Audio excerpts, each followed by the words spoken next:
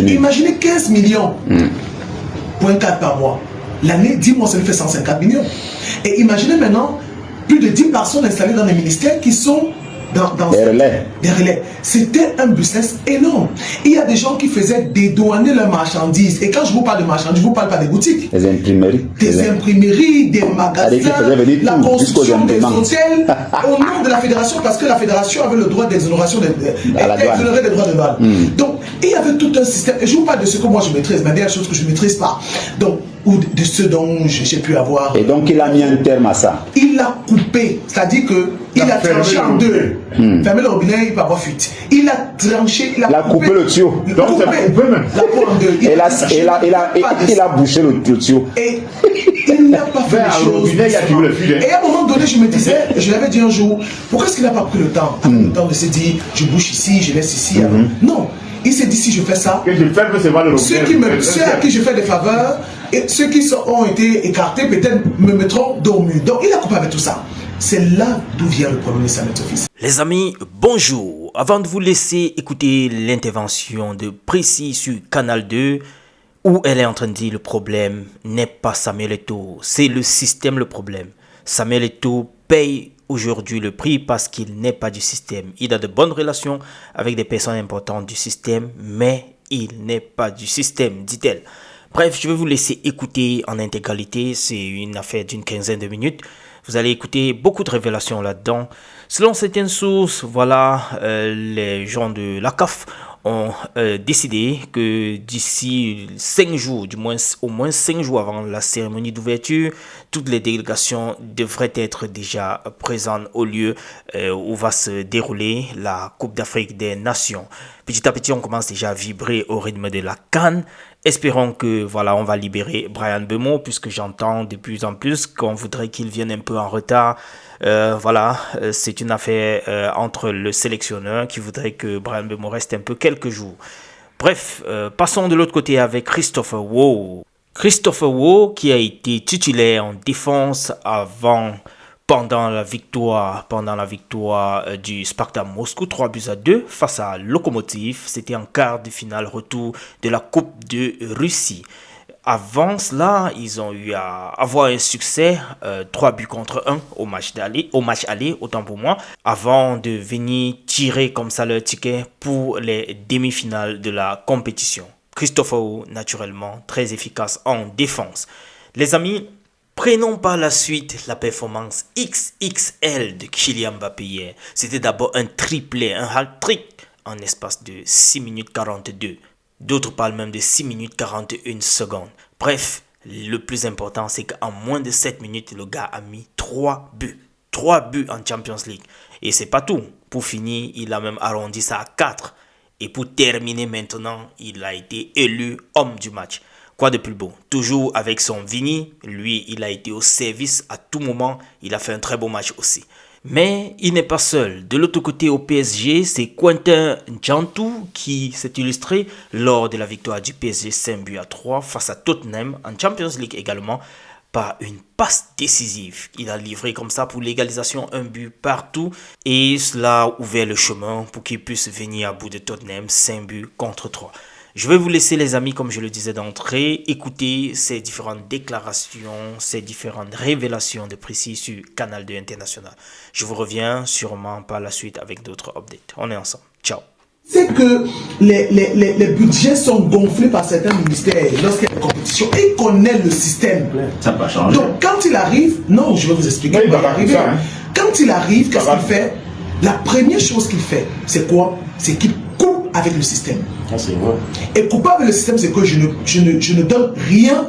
Ce qui arrive, qui est là, c'est pour la Fédération camerounaise de football. C'est une bonne chose, non? Et c'est là où le problème... bien sûr. C'est une très bonne chose. Mais la Camerounerie... C'est là où le problème commence. Parce que les gens qui étaient justement habitués à faire voyager leurs copines, parce qu'il y avait une sorte d'immigration clandestine installée à la Fédération camerounaise. Et ça, personne ne parle. Je peux vous dire qu'il y a même des cadres de la Fédération à l'heure actuelle qui faisaient voyager minimum 5 personnes par mois. Et imaginez un voyage Dès qu'il y a un tournoi, il injecte. Ils n'ont même pas besoin de tournoi. C'est-à-dire que chaque mois, je les connais bien. Il y a au moins 5 personnes qui vont jamais Ils sont à la fédération. Imaginez. Elle parle des anciennes cartes et c'est certaines cartes. Permettez qu'elle continue. Imaginez 15 millions. Point 4 par mois. L'année, 10 mois, ça lui fait 150 millions. Et imaginez maintenant plus de 10 personnes installées dans les ministères qui sont dans des relais. Des relais. C'était un business énorme.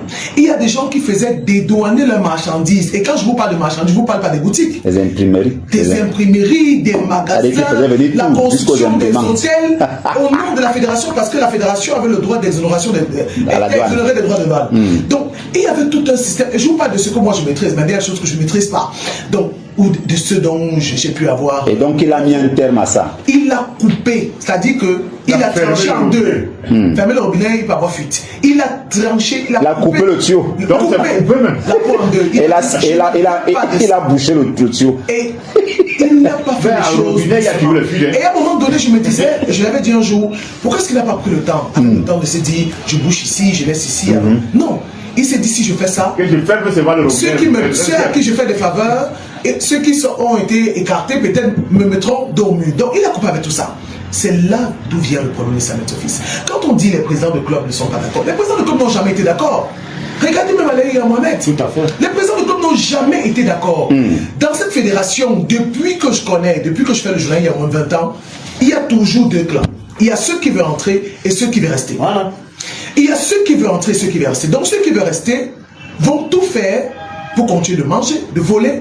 Et ceux qui veulent entrer sont là pour chercher la petite bête partout. Et craignent même parfois la petite bête. Parce que si vous ne comprenez pas ça aujourd'hui, on ne va jamais aider ce football. Le problème n'est pas Samuel Eto'o-Fils. Quand je vois des gens ici venir faire un débat sur Samuel Eto'o-Fils, ça veut dire qu'ils ne comprennent rien. C'est un système. Et Samuel Eto'o-Fils paye le prix. Pourquoi? Parce que lui, il n'est pas du système.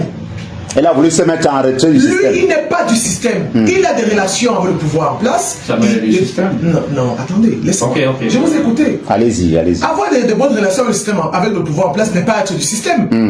Si Samuel Eto'o-Fils avait une seule fois fait un marché public, c'est que c'est sur la toise. Oui, c'est. Il n'est pas du système. Il faut parfois appeler chien. Samuel Eto'o-Fils a de bonnes relations avec les personnes importantes du pays, mais il n'est pas du système. Et je vais vous dire, les personnes importantes du pays flirtent sur l'aura de Samuel Eto'o-Fils. Je l'ai dit. Ne tournons pour tout. Donc ça leur profite aussi. Ça profite. Énormément. Et ça profite aussi à Samuel Eto'o-Fils. Parce que vous ne pouvez pas arriver dans un panier à crabes comme le Cameroun et vous voulez faire. Vous ne pouvez pas. Vous ne pouvez pas être un mouton, venez chez les loups. Vous allez être dévoré.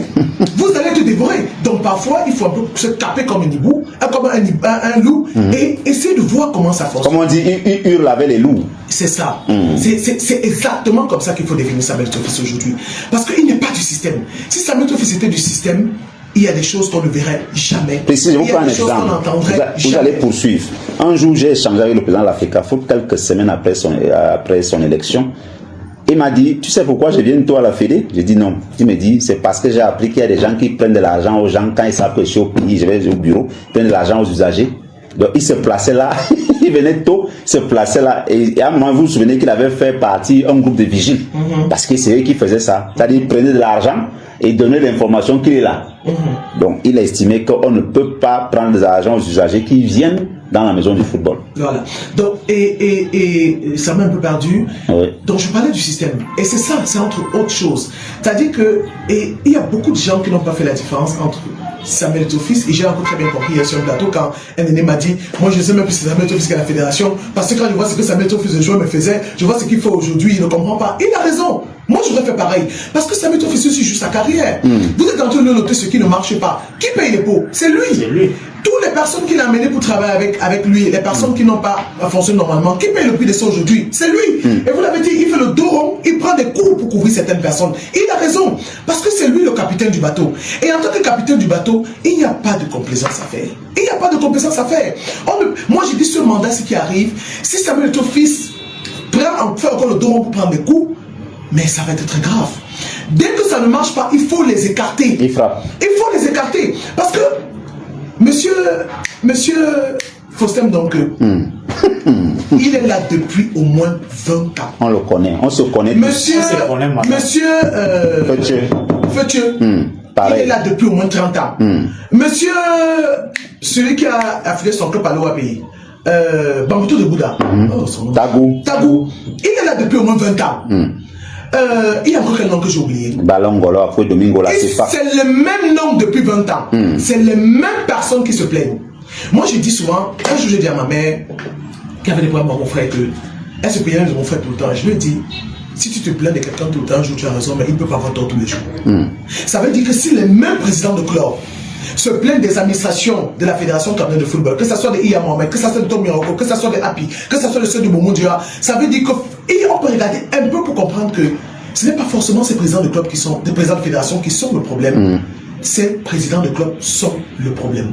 Parce que c'est quoi? Ce sont des présidents de club qui ne veulent pas payer les joueurs, ce sont des présidents de club qui veulent avoir des avantages, ce sont des présidents de club qui veulent gagner sans jouer, ce sont des présidents de club qui veulent des faveurs de la fédération, ce sont des présidents de club qui veulent tellement de choses. Moi, je vous raconte une histoire de l'homme à la Bible, vous le connaissez très bien, quand je dis avec le chapeau. Il me dit un jour, j'étais encore stagiaire à LTM, il me dit un jour, je suis allé saluer Iya Mohamed au nord, et j'ai mis 700 000 dans mon enveloppe, je suis arrivé. Quand je l'ai salué, il me dit, Iya Mohamed, c'est un grand homme. Je lui dis, ah bon? Il me dit, non, c'est un monsieur, vous savez comment il parle. Je dis, après, il me dit, pourquoi? Il me dit, je suis allé au nord pour le saluer, parce qu'il était malade, j'ai mis 700 000 dans l'enveloppe, mais il m'a donné 7 millions. Il m'a donné 10 fois plus ce que je suis venu avec. Et je vous parle de quelqu'un qui n'est pas pauvre. Vous savez très bien de quoi je parle. Donc, il était, bon, je passe pas. Il était fritier. Tellement habitué au milieu, il était l'un des plus grands fritiers du Cameroun. Merci. Donc, Iya Mohamed a donné 7 millions. Oui. Et Iya Mohamed, et je dis souvent que le tort aussi de Iya Mohamed n'est pas forcément la gestion financière. C'est qu'il ne s'est pas impliqué dans cette fédération. Parce que s'il avait eu le temps de s'impliquer comme Samuel Tofis, il aurait eu tous les combats que Samuel Tofis a aujourd'hui. Parce qu'il faut bien comprendre. C'est que lui, il a acheté la paix. Non, lui, il n'avait pas le temps. Iya Mohamed n'avait pas le problème d'argent. Il n'avait pas le problème d'argent, puisque le contrat même de Puma, je le dis encore, la fédération récupérait peut-être la moitié de ce contrat. Puisque l'autre moitié partait. Allez sur la table. Et il n'avait pas le temps. C'est-à-dire qu'il a. C'était un honneur pour oui, vraiment, il aidait les gens, allez-y. Et il y avait une sorte de. Et il y avait une sorte de. Mais ça l'a rattrapé à la fin. Non, je suis désolé. Jacques-Edouard. Un président n'est pas un Jacques-Edouard Niobert, quand vous le dites, avant que puisse reprendre la parole.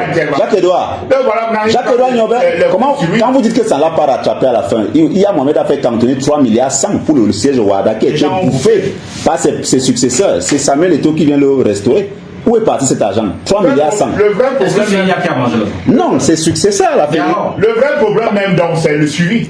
Et c'est ce qu'elle est en train de dire. dit quoi? Non, il y en a aucun. Tu es en train de parler de Elle dit que si Iya Mohamed faisait également le suivi. mais c'est de veiller, comme par exemple, Joe Non, le siège, écoutez, sur le Et siège, Joe est obligé de le siège suivre n'a pas été les acheté vigiles. à temps. Non, je parce t'en que le prie, président c'est vrai. ça n'aurait jamais. S'il vous plaît, c'est préciser à la parole. Mon grand frère, je vous en prie. Allez-y. Mon père, pas mal ton frère. Oui, mon père. Allez-y, Priscille. Moi, je- Il vous reste 3 minutes. Il vous reste 3 minutes. Vous Allez-y. savez, on peut dire la même chose, mais pas avec les mêmes Oui. mots. Je dis ceci. Elle parle de ce que vous dites, Jacques-Edouard. Mohamed avait un droit. Un regard sur la gestion au quotidien. Comme Samuel Tofis, Oui. il n'aurait pas eu tous les problèmes qu'il a aujourd'hui. Il aurait les mêmes problèmes que Samuel Tofis. C'est clair. Et à Viva Garo, hein? Parce que je vais vous Il y dire. a même eu quel problème. Je vais vous dire. Il y a maintenant eu des problèmes. Détournement de fonds massifs à la Fédé. Il y a eu un cabinet d'audit qui était venu dans ce sens-là. Il y a des Il y tournements. a des présidents de ligue qui avaient été radiés, non? Charles Médé des consorts qui avaient été radiés pour avoir détourné l'argent des sièges de ligue régionale. Vous connaissez l'histoire? Pourquoi monsieur Iya Mohamed est pourquoi monsieur, comment on appelle le roi du pétrole? Maïebi. Pourquoi monsieur Maïebi est écarté de la fédération? C'était le président de la commission. Jean-René Tanambala, Attends, il y a des choses. Lucas Samba, il y avait une dizaine qui avaient été mis Le de côté. contrat de Puma est un scandale financier sportif. Ça, c'est clair. Il y a des choses qu'on refuse de dire. C'est un scandale financier. La fédération a récupéré combien? Combien sont entrés dans les poches?